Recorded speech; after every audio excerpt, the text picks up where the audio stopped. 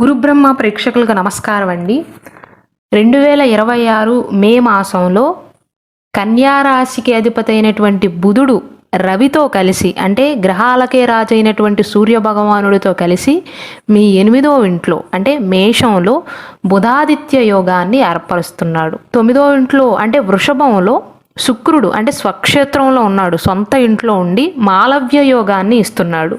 ప్రేమ, పెళ్లి, ఉద్యోగం, రాజకీయం, విదేశీ ప్రయాణం, ధనం నిలకడగా లేకపోవటం, భార్యాభర్తల మధ్య గొడవలు, ఆస్తి తగాదాలు, అప్పుల బాధలు, స్త్రీ పురుషుల ఎలాంటి గుప్త సమస్యలకైనా గృహశాంతి, నవగ్రహ శాంతి, నరదృష్టి, కాలసర్ప దోషాలు, దూర ప్రాంతాల వరకు ఫోన్ ద్వారా జ్యోతిష్యం చెప్పబడును. Phone number 9542637206. మే 12వ తారీఖు వరకు మీ సప్తమ స్థానంలో అంటే వివాహ స్థానంలో అంటే మీనరాశిలో శని కుజులు కలిసి ఉంటారు.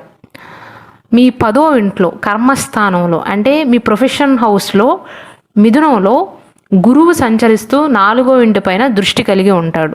ఈ ముఖ్య గ్రహాల యొక్క గోచారాన్ని చూసుకుని కన్యారాశి వారికి 2026 మే మాసంలో ముఖ్యంగా ఉద్యోగపరంగా అంటే ఎవరైతే ఉద్యోగాలు చేస్తూ జీవితాన్ని కొనసాగిస్తున్నారో వారికి ఎలా ఉండబోతుంది అంటే, ఉద్యోగమైనా వ్యాపారమైనా అండి, ఎందుకంటే ప్రొఫెషనల్ హౌస్ గురించి చెప్తున్నాను కాబట్టి, మే 12వ తారీఖు వరకు ఆఫీస్లో రాజకీయాలకు దూరంగా ఉండాలి. ఎందుకంటే శని మరియు కుజుల యొక్క ప్రభావం వల్ల మీ సహ ఉద్యోగులు కానీ లేదా కింద స్థాయి సిబ్బంది వల్ల, అంటే మీకంటే మీ కింద పని చేస్తున్నారో వారి వల్ల ఇబ్బందులు రావచ్చు.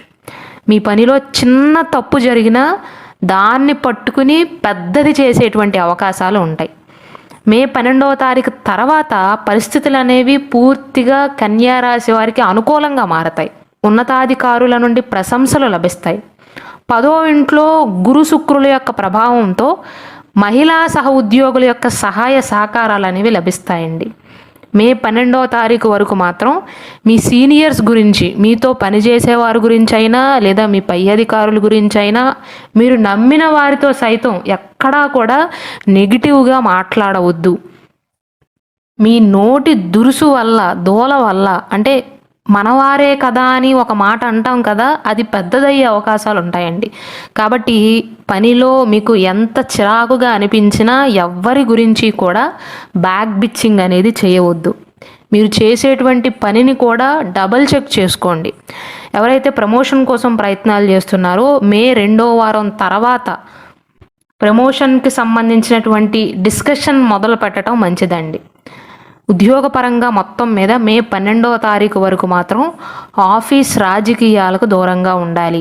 ఎవ్వరి మీద కూడా చాడీలు చెప్పవద్దు. 12వ తారీఖు తర్వాత పరిస్థితులే మీకు అనుకూలంగా మారతాయి. ఆర్థిక పరంగా చూసుకున్నట్లయితే ధనాధిపతి అయినటువంటి శుక్రుడు భాగ్యస్థానంలో, పైగా సొంత ఇంట్లో ఉండటం వల్ల, స్వక్షేత్రంలో ఉండటం వల్ల గోల్డెన్ టైం అని చెప్పవచ్చండి. ఊహించని విధంగా ధనలాభం అనేది కలుగుతుంది. గతంలో మొండి బకాయిలుగా మారిన డబ్బు కూడా తిరిగి చేతికి వచ్చేటువంటి అవకాశాలు ఉంటాయి. అలాగే విదేశీ ప్రాజెక్టుల ద్వారా కానీ ఆన్లైన్ ద్వారా కానీ ఆదాయం వచ్చేటువంటి అవకాశాలు ఉంటాయి. 2026 మే 1వ తారీఖు నుండి మే 14వ తారీఖు వరకు కన్యారాశి వారు ఎక్కడ పెట్టుబడి పెట్టినా చాలా పవర్ఫుల్ సమయంగా చెప్పవచ్చండి, అనుకూల సమయంగా చెప్పవచ్చు. ఈ సమయంలో మీరు తీసుకునేటువంటి ఆర్థిక నిర్ణయాలు అనేవి మీ భవిష్యత్తులో స్థిరత్వాన్ని ఇస్తాయి. కుటుంబ పరంగా చూసుకున్నట్లయితే శుభగ్రహమైనటువంటి గురువు యొక్క దృష్టి అనేది 4వ ఇంటి పైన ఉండటం అనేది గృహ సౌఖ్యంగా చెప్పవచ్చండి. 4వ ఇల్లు అనేది జ్యోతిష శాస్త్రపరంగా మాతృస్థానం అవుతుంది. నవగ్రహాలలో పెద్ద గ్రహం, శుభగ్రహం అయినటువంటి గురువు యొక్క దృష్టి అనేది ఫ్యామిలీ హౌస్ పైన పడితే ప్రాపర్టీ విషయంలో కానీ ఫ్యామిలీ విషయంలో కానీ బాగుంటుందండి. కాబట్టి చాలా కాలంగా ఉన్న ఆస్తి తగాదాలు కానీ కోర్టు కేసులు కానీ ఈ సమయంలో మీకు కాస్త అనుకూలంగా పరిష్కారమయ్యేటువంటి అవకాశాలు ఉంటాయి. కొత్త వాహనాన్ని కొనుగోలు చేయటం కానీ ఇల్లు కొనుగోలు చేసేటువంటి యోగం అనేది సూచిస్తుంది. అయితే రాశి ఫలాల ప్రకారం అయితే గురువు యొక్క రక్షణ అనేది కుటుంబ స్థానం పైన పడింది. అయితే మీ పర్సనల్ జాతకంలో కూడా మీరందరూ ఒకే రాశి ఒకే నక్షత్రంలో జన్మించినప్పటికీ కూడా మీ date of birth, time of birth బట్టి జాతక చక్రం అనేది సపరేట్గా ఉంటుందండి. ఒకే రాశిలో జన్మించినప్పటికీ కూడా ఏ ఇద్దరి జాతక చక్రాలు ఒకేలాగా ఉండవు. కాబట్టి మీ జాతక చక్రంలో ఎలాంటి దోషాలు లేనట్లయితేనే ఈ అనుకూలమైనటువంటి ఫలితాలను పొందగలుగుతారు. ఒకవేళ మీ జాతక చక్రంలో నెగిటివ్ గనక ఉన్నట్లయితే, దుష్టగ్రహాలు ఏమైనా ఈ ఈ యొక్క గృహాలలో గనక ఉన్నట్లయితే ప్రతికూల ఫలితాలు అనేవి కలుగుతాయి. కాబట్టి ఆస్తి తగాదాలు, కోర్టు కేసులకు సంబంధించి గురువు మిమ్మల్ని మాసంలో కాపాడేటువంటి అవకాశాలు ఉంటాయి. మే 12వ తారీఖు తర్వాత గృహప్రవేశాలు కానీ, శుభ కార్యక్రమాలు కానీ ఏమైనా ప్లాన్ చేసుకోదలుచుకున్నట్లయితే అటువంటి ముఖ్య ప్లానింగ్స్కి మే 12వ తారీఖు తర్వాత అనుకూలంగా ఉంటుందండి. కుటుంబంతో కలిసి ఆధ్యాత్మిక యాత్రలు చేయటం కానీ, బంధువర్గం వారి గృహానికి వెళ్ళటం కానీ జరగవచ్చు. ఒక మానసిక ఉల్లాసాన్ని ఇస్తుందండి మే 12వ తారీఖు తర్వాత. విద్యాపరంగా చూసుకున్నట్లయితే విద్యార్థులకు మే మాసం అయితే అద్భుతంగా ఉంటుందండి. 4వ ఇంటిపైన గురువు దృష్టి వల్ల చదువులో మంచి పురోగతి ఉంటుంది. ముఖ్యంగా టెక్నికల్ రంగాల్లో ఎవరైతే చదువుతున్నారో లేదా విదేశీ విద్య కోసం ఎవరైతే ప్రయత్నాలు చేస్తున్నారో మే 14వ తారీఖు లోపు అవసరమైనటువంటి డాక్యుమెంటేషన్ని పూర్తి చేసుకోవటం మంచిది. ఎందుకంటే ఆ సమయం అనుకూలంగా ఉంటుంది. పోటీ పరీక్షలకు ప్రిపేర్ అయ్యే వారికి మే 12వ తారీఖు తర్వాత అనుకూలంగా ఉంటుందండి. ఏకాగ్రత అనేది పెరుగుతుంది. వివాహపరంగా చూసుకున్నట్లయితే మన జాతక చక్రంలో 7వ ఇల్లు అనేది వివాహ స్థానం అండి. హౌస్ ఆఫ్ మ్యారేజ్ అంటారు. సప్తమ స్థానంలో శని కుజుల యొక్క కలయిక వల్ల మే 12వ తారీఖు వరకు జాగ్రత్త అవసరం. ఎందుకంటే ఉదాహరణకు ప్రేమపరంగా చూసుకున్నట్లయితే చిన్న చిన్న అపార్థాలు రావచ్చు. అంటే మీరు ఎవరినైతే ప్రేమిస్తున్నారో, మిమ్మల్ని ఎవరైతే ప్రేమిస్తున్నారో వారితో వాదనలకు దిగేటువంటి అవకాశాలు ఉంటాయి. అపార్థాలు వచ్చేటువంటి అవకాశాలు ఉంటాయి. ఎందుకంటే కుజుడు దూకుడు తత్వానికి కారకుడు అండి. దాంతోపాటు శని కూడా 7వ ఇంట్లోనే ఉన్నాడు. మే 12వ తారీఖు వరకు ఒకవేళ మీరు పెళ్లి ప్రయత్నాలు చేస్తున్నా, మీకు నచ్చినా ఆ సంబంధం ఖాయం చేయటంలో ఇబ్బందులు వస్తాయి, అడ్డంకులు వస్తాయి. మే 12వ తారీఖు తర్వాత వివాహ సంబంధాలు మాట్లాడటం కానీ, నిశ్చితార్థం వంటివి పెట్టుకోవటం శ్రేయస్కరం అండి. 12వ తారీఖు ముందు అయితే అనుకూలంగా లేదు. అంటే మీరు మ్యారేజ్ పరంగా ఏ విషయం మాట్లాడదలుచుకున్నా మే 12వ తారీఖు ముందు చేస్తే అందులో అపార్థాలే ఎక్కువగా ఉంటాయి, కన్ఫ్యూజనే ఎక్కువగా ఉంటుంది. కాబట్టి 12వ తారీఖు తర్వాతే అలాంటివి పెట్టుకోవటం మంచిదండి. ఆరోగ్యపరంగా చూసుకున్నట్లయితే ఆరోగ్యం అయితే బాగుంటుందండి. ఉత్సాహంగా పనులు పూర్తి చేస్తారు. ముఖ్యంగా మీ పర్సనాలిటీ విషయంలో కానీ, లుక్ వైజ్ కానీ, అంటే మీరు ఎలాగైతే ఇతరులకు కనిపిస్తున్నారో దానిపైన ఫోకస్ అనేది పెరుగుతుందన్నమాట. మే 12వ తారీఖు వరకు మాత్రం వాహనాలు నడిపేటప్పుడు కొంచెం జాగ్రత్తగా ఉండాలి. ఓవర్ స్పీడ్లో మాత్రం అస్సలు వెళ్ళకూడదు. వ్యాపార పరంగా చూసుకున్నట్లయితే వ్యాపారస్తులకు మే మాసం అనేది గేమ్ చేంజింగ్ మంత్గా చెప్పవచ్చు.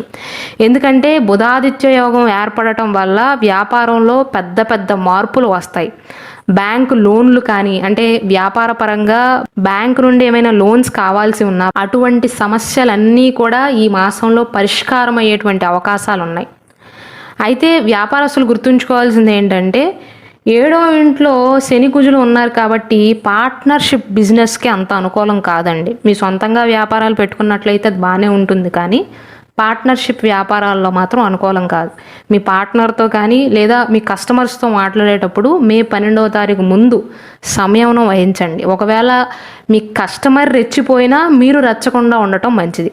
12వ తారీఖు తర్వాత కొత్త డీల్స్ చేసుకోవటానికి కానీ లేదా కస్టమర్స్ని పెంచుకునే విషయంలో కానీ అనుకూలంగా ఉంటుంది. అంటే మొత్తం మీద నేను చెప్పదలుచుకున్నది ఏంటంటే కన్యా రాశి వారు 2026 మే 12వ తారీఖు లోపు ఎలాంటి వివాదాల్లోకి వెళ్ళవద్దు. ముఖ్యంగా తోబుట్టువులు లేదా ఇరుగు పొరుగు వారితో ఎటువంటి గొడవలు పెట్టుకోవద్దు. ఈ మాసంలో ప్రకృతికి దగ్గరగా ఉండటం, ఆధ్యాత్మిక ప్రదేశాలకు వెళ్ళటం వల్ల మీ ఎనర్జీ లెవెల్స్ అనేవి రెట్టింపు అవుతాయి. వాహనాన్ని నడిపేటప్పుడు మీరు, మీ పిల్లలు కూడా, మీ సంతానం కూడా చాలా కేర్ఫుల్గా ఉండాలి. పరిహారాల విషయానికి వస్తే నేను ప్రతి వీడియోలో చెప్పినట్లుగా కన్యా రాశి వారు కేవలం వారి రాశి నక్షత్రం బట్టి కాకుండా వారి పర్సనల్ జాతక చక్రం ప్రకారం ఏ గ్రహం బలపడితే మీకు లైఫ్లో అదృష్టం అనేది వరిస్తుందో, దానికి సంబంధించినటువంటి ఒరిజినల్ జాతక రత్నాన్ని ధరించండి. ఒకవేళ మీరు జాతక రత్నం ఆర్డర్ చేయదలుచుకున్నట్లయితే ఇక్కడ డిస్ప్లే చేస్తున్నటువంటి మన గురుబ్రహ్మ ఛానల్ వాట్సాప్ నెంబర్కి మెసేజ్ చేసి ఆర్డర్స్ చేసుకోవచ్చు. అయితే ఈ నెలకు సంబంధించినటువంటి పరిహారం విషయానికి వస్తే బుధవారం నాడు విష్ణు సహస్రనామం పారాయణం చేయటం వల్ల 8వ ఇంటి దోషం తొలగి అదృష్టం అనేది కలిసి వస్తుందండి. పని ప్రదేశంలోనైనా ఇంట్లోనైనా మీరు స్త్రీలైనా పురుషులైనా సరే స్త్రీలను గౌరవించటం వల్ల శుక్రుడి యొక్క అనుగ్రహం పెరిగి ఆర్థిక లాభాలు అనేవి కలుగుతాయి.